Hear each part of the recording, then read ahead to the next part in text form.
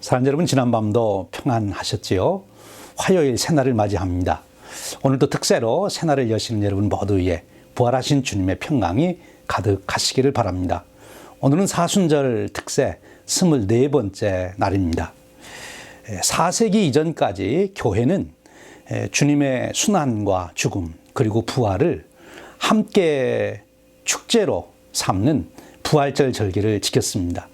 그런데 4세기 이후에 교회는 이 순환주간과 부활주의를 분리해서 지키는 것으로 발전하게 됩니다.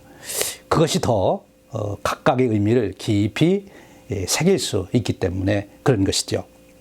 이러한 분리가 예루살렘에서 제일 먼저 일어났습니다. 그 당시 예루살렘의 주교였던 시릴이라고 하는 주교에서 주도가 됐습니다. 시간이 흐르면서 사람들은 예수님께서 그 순환주간에 어떤 일을 겪으셨는가 하는 것을 생각하게 되고, 그 순환을 겪으신 시간과 장소를 방문하며 특별한 예배를 드리기 시작합니다. 그것이 그들에게는 아주 큰 은혜의 경험이 되는 거지요. 그래서 그 예루살렘 교회가 바로 이 순환주간에 주님께서 순환당하신 장소와 그 시간을 따라가며 예배드리는 것이 점점 발전이 되는 거죠. 특별히 예루살렘을 방문한 방문객들이 같이 그 은혜에 동참하고 깊은 감명을 받게 되는 거죠. 그렇게 되니까 바로 이 순환주간이 새로 생기게 되는 것입니다. 여러분, 사순절은 우리가 주님을 깊이 묵상하는 시간이죠. 특별히 고난주간은 주님께서 우리의 구속을 완성하시기 위하여 겪으신, 담당하신 그 모든 고난을 하나하나 기억하고 되새기고 그 의미를 찾아보는 것, 그리고 그 은혜를 경험하는 것이 참으로 중요합니다. 여러분, 이번 사순절 기간 동안 주님을 깊이 묵상하시고 특별히 이 고난주간에 주님의 그 여정에 한번 같이 동참하시는 그런 은혜의 시간들이 되길 바랍니다. 구체적인 방법은 성경 말씀에서 주님께서 고난당하신 그 사건 하나하나를 다시 찾아 읽어보고 그 장면을 생각해보고 그 뜻을 깊이 묵상하는 것입니다. 이번 사순절과 고난주간에 바로 그런 은혜를 나누는 축복이 함께 하시기를 바랍니다. 우리 기도하겠습니다. 사랑하는 하나님 아버지, 오늘 또 우리에게 새날을 주시니 참으로 감사합니다. 새날을 여시며 하나님께서 가지신 꿈이 오늘 우리에게도 피어나게 하여 주옵소서. 하나님의 꿈을 품고 사는 자들이 되도록 이끌어 주시옵소서. 그래야 코로나19 팬데믹으로 어려운 이때에 우리 그리스도인들이 두려워하는 세상 사람들에게 희망과 힘과 용기를 줄 수 있게 하여 주옵소서. 새벽 예배를 통하여 우리를 강하게 세워주시길 바랍니다. 오늘 또 세상에 소금으로 빛으로 살아갈 수 있는 능력을 공급하여 주옵소서. 사순절 40일 특세를 통하여 매일 새 목사님을 통하여 말씀을 주시니 감사합니다. 오늘 또 산타마리아 베들교회 남기성 목사님을 통하여 주시는 말씀이 우리에게 큰 은혜가 되도록 성령님 역사하여 주시옵소서.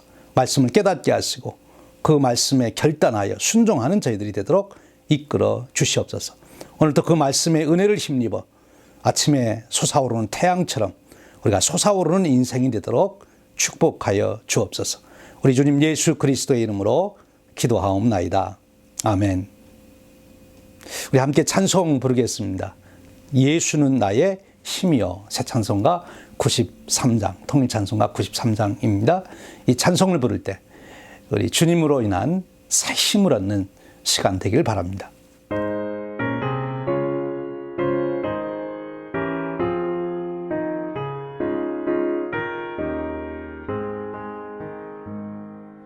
예수는 나의 힘이요 내 생명 되시니 구주 예수 떠나서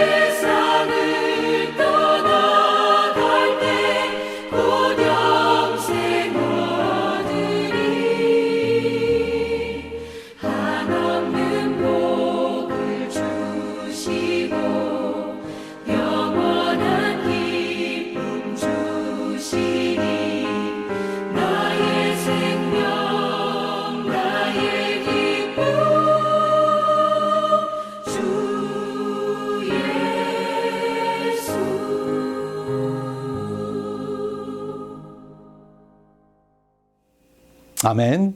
이제 산타마리아 베들교회 남기성 목사님께서 이사야 53장 1절 11절 말씀을 본문으로 하나님 말씀을 증거하시겠습니다. 큰 은혜가 되시기를 바랍니다.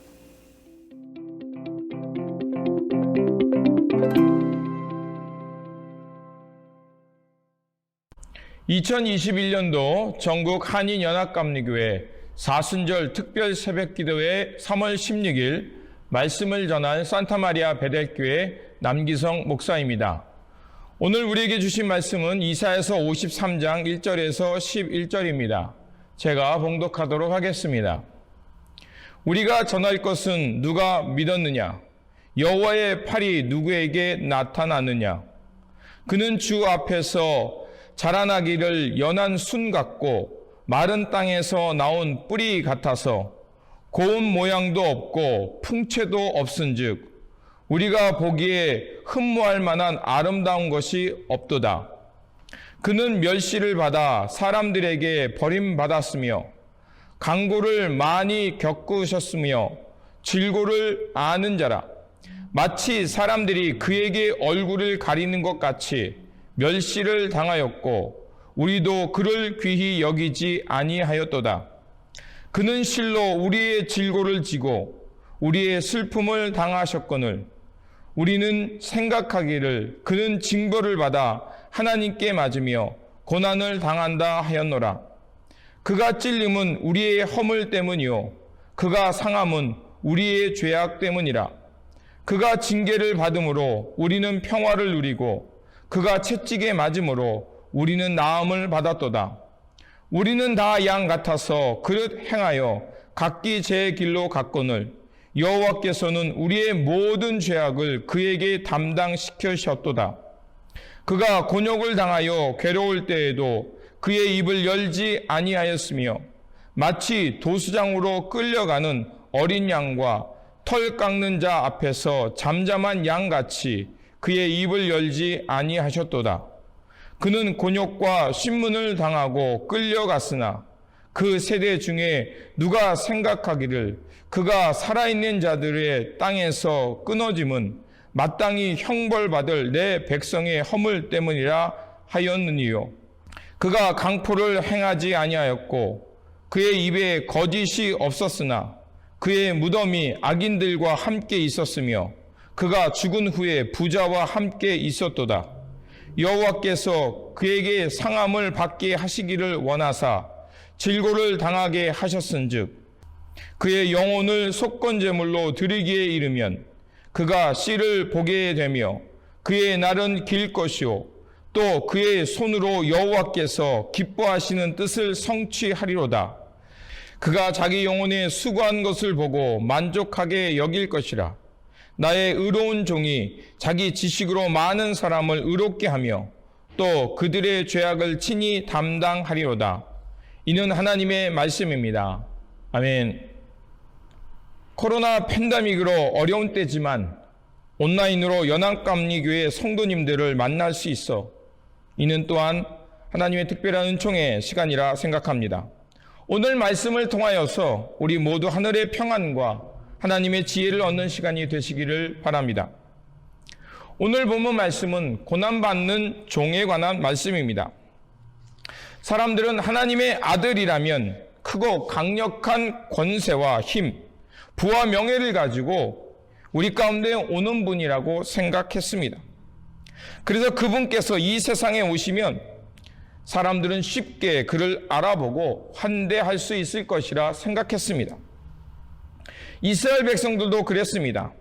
그들은 메시아, 즉 하나님의 아들이 세상에 오시면 강력한 힘과 부를 가지고 올 것이며 막강한 다윗처럼 그 권세를 가지고 다윗의 왕조를 회복할 것이라고 생각했습니다. 하지만 하나님의 종으로 오시는 메시아는 그렇지 않았습니다. 강한 자로 힘과 권력, 부자로 오신 것이 아니라 연약한 자로 우리 가운데 오셨습니다. 힘과 권력은 또 다른 폭력을 만들기에 주님께서는 진정한 하나님 나라의 화해자로 우리 가운데 오신 것입니다. 그래서 주님의 뜻을 받들으며 평화와 화해와 돌봄의 삶으로 우리 가운데 오신 것입니다. 하지만 사람들은 주님께서 그렇게 오시는 것을 실망하며 하나님의 종을 때리고 모욕하며 버렸습니다. 또한 죽음에 이르게까지 했던 것입니다. 그럼에도 하나님의 종은 그러한 고난을 받음에도 묵묵히 침묵하며 하나님의 뜻을 이루기 위해 순종하셨습니다. 마치 도수장에 끌려가는 어린 양처럼, 털을 깎는 이 앞에 잠잠한 양처럼 침묵하셨습니다. 오늘 본문 7절은 이렇게 말합니다. 그가 곤욕을 당하여 괴로울 때에도 그의 입을 열지 아니하였으며 마치 도수장으로 끌려가는 어린 양과 털 깎는 자 앞에 잠잠한 양같이 그의 입을 열지 아니하였도다. 왜 하나님께서는 당신의 종을 이토록 힘없는 양과 같이 갖게 하셨을까요?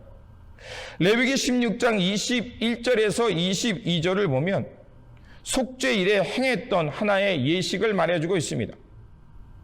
대제사장 아론은 염소 한 마리에게 안수하며 이스라엘의 모든 죄를 그 염소에게 전가시키고 광야로 내보내는 예식이 있었습니다.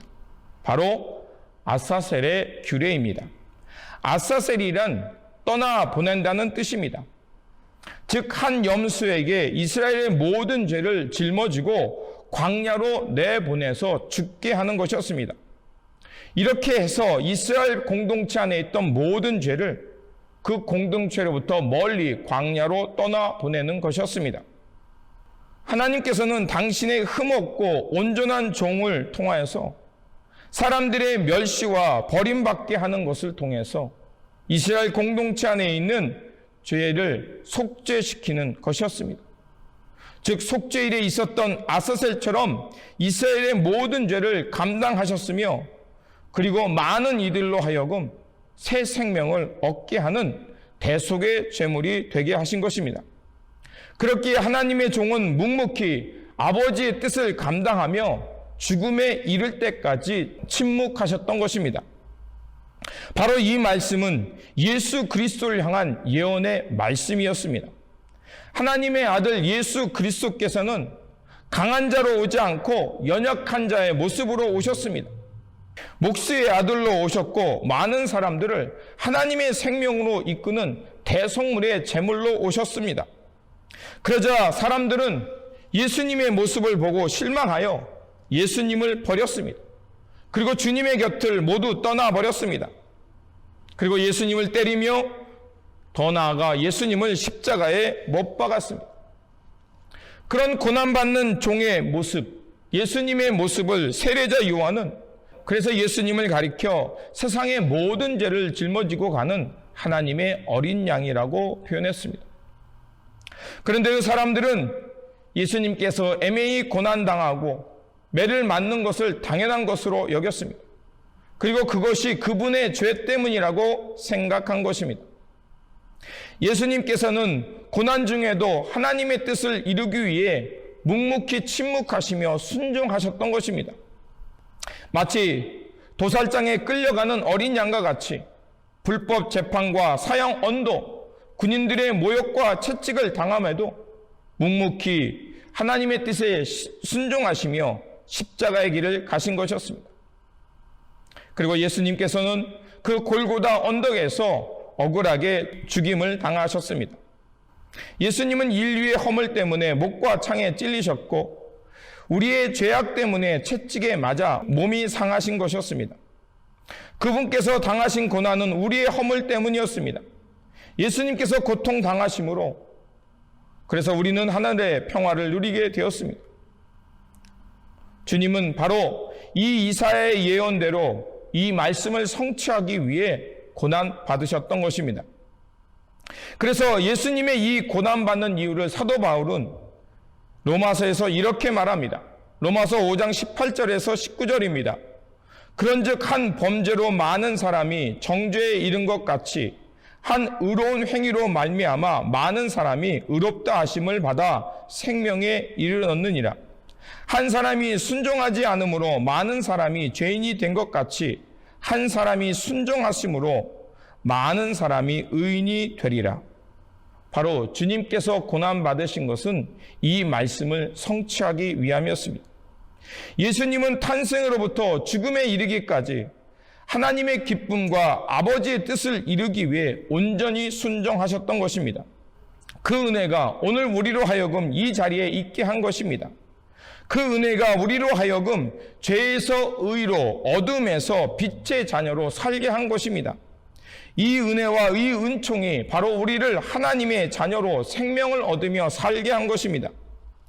죄 없으신 그리스도께서 고난을 당하심으로 바로 우리는 하나님의 생명을 얻게 된 것입니다. 예수 그리스도께서 애매히 고난받으시며 십자가에 지심으로 우리는 하나님의 자녀가 된 것입니다. 바로 이러한 은총 가운데 우리는 새 생명을 얻었고 하나님의 자녀가 된 것입니다. 그렇다면 주님의 고난을 아는 이들로서 주님께서 고난받으심으로 우리가 이렇게 새로운 존재가 되고 하나님의 자녀가 되었다면 우리는 어떻게 살아야겠습니까? 사도 바울은 빌립보서 2장 5절에서 8절에서 바로 그리스도인의 삶을 얘기하고 있습니다. 우리가 너무나도 잘 아는 말씀이죠. 바로 그리스도의 마음을 품고 그리스도의 마음 따라 살아가는 것입니다. 주님께서 하나님과 동등됨을 취하지 아니하시고 그것을 비워내고 사람들과 같이 되셨고 사람으로 모양으로 나타나셨음에 죽기까지 십자가에 복종하셨습니다. 바로 이러한 은총의 모습을 우리도 닮아가는 것입니다. 그리스도의 은총을 입은 이들은 바로 이제 그리스도의 마음을 품고 비움과 자비의 삶을 사는 것입니다. 즉 복음의 빚진 자로서 하나님의 은혜에 감사하며 화해와 용서, 자비의 삶을 살아가는 것입니다. 이 길을 걸어가는 것이 바로 그리스도인의 삶이며 영생의 삶입니다. 그리스도인들을 다른 말로 덕분에 살아가는 사람이라고 말할 수 있습니다. 예수 그리스도의 은총 덕분에 우리는 사람답게 산 것입니다. 또한 다른 이들의 수고와 노력 덕분에 우리는 우리의 삶을 살아갈 수 있는 것입니다. 그렇게 그리스도인이란 다른 이들의 수고와 노력을 당연한 것으로 여기지 아니하며 그들의 수고에 감사하며 살아가는 사람들입니다. 오늘 우리가 이 땅에 이렇게 살 수 있는 것은 누군가 자신을 희생하며 타인의 도움을 주었기 때문입니다. 오늘 이 땅에 하나님 나라를 위해 수고한 이들, 그들의 헌신과 희생이 있었기에 오늘 우리가 이렇게 살아갈 수 있는 것입니다. 그래서 우리는 그들 덕분에 우리가 이렇게 살아갈 수 있는 것입니다. 그러므로 오늘도 우리는 복음의 빚진 자들로서 그리스도의 마음을 품고 하나님의 자비와 용서, 화해와 평화의 삶을 살아야 할 것입니다. 그래서 주님의 마음을 따라 살면서 이 땅에 고통받는 이들을 위해 기도하며 하나님의 화해와 용서, 평화의 일꾼으로 살아가는 저와 여러분이 되어야 할 것입니다. 이러한 이 말씀과 이 은총으로 살아가는 저와 여러분들이 되시기를 다시 한번 주님의 이름으로 축원드립니다.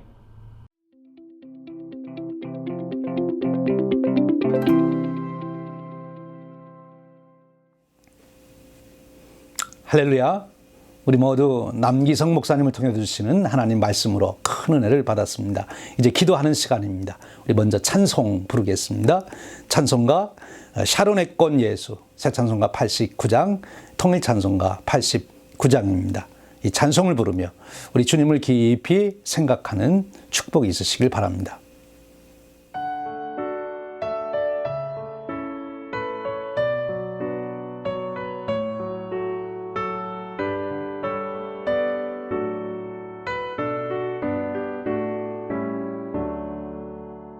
샤론의 꽃 예수 나의 마음에 거룩하고 아름답게 피소서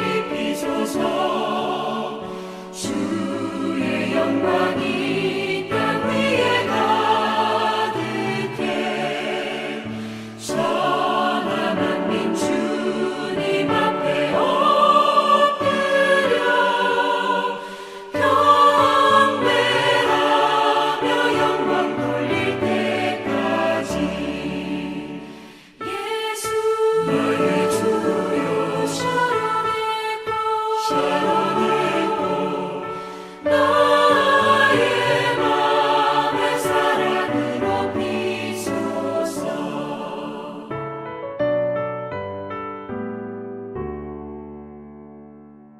아멘. 이제 기도 제목 드리겠습니다. 오늘 또 주신 말씀으로 인하여 가지게 된 기도 제목을 품고 간절히 기도하십시오. 두 번째로는 우리 자신이 40일 기도에 끝까지 승리할 수 있도록 위해서 기도하시길 바랍니다. 은혜를 사모하게 하시고 모든 환경 조건 건강을 좋게 하셔서 특세에 참여케 하여 주시옵소서. 기도하십시오. 세 번째 기도 제목은 말씀을 증거하시는 우리 목사님들을 위해서 오늘도 기도해 주시고, 특별히 내일 수요일 말씀을 주실 목사님 정성호 목사님, 워싱턴 제1연합감리교회 목사님을 위해서 기도해 주시기를 바랍니다. 네 번째 기도 제목은 우리 성도님들 중에서 세 분의 이름을 부르며 기도합니다. 여러분, 지금 제가 매일 이 사순절에 성도님들을 위해서 기도할 때 세 분의 이름을 부르라 하셨는데, 오늘까지 계속 그렇게 하신 분들은 지금 몇 분을 기도하신 거냐면 72분을 위해서 여러분들이 기도하셨어요. 이 성도의 교제 중에 가장 축복된 교제는 기도해 주는 겁니다. 기도의 교제를 나누는 거죠. 사순절 내내 여러분들이 빠지지 않고 한다면 120분을 위해서 여러분들이 기도하는 중보 사역을 한 것입니다. 놀라운 일이죠. 오늘 이 아침에도 여러분 꼭 세 분의 이름을 부르시면서 그들을 축복하시고 위해서 기도해 주시기를 바랍니다. 특별히 투병하는 분들을 위해서 또 기도해 주시기를 부탁드립니다. 오늘 저녁 화요일 8시에 우리 비전 컨퍼런스가 있죠. 우리 100주년 성업 비전 컨퍼런스에 많이들 오시고 또 위에서 기도해 주시고 하나님의 꿈을 나누는 비전 컨퍼런스가 되게 하여 주옵소서. 기도해 주시길 바랍니다. 우리 마지막으로 여러분 가지신 기도 제목, 개인 기도 제목을 붙들고 오늘도 간절하게 기도하셔서 기도의 승리자가 되시길 바랍니다. 이제 우리 함께 기도하겠습니다.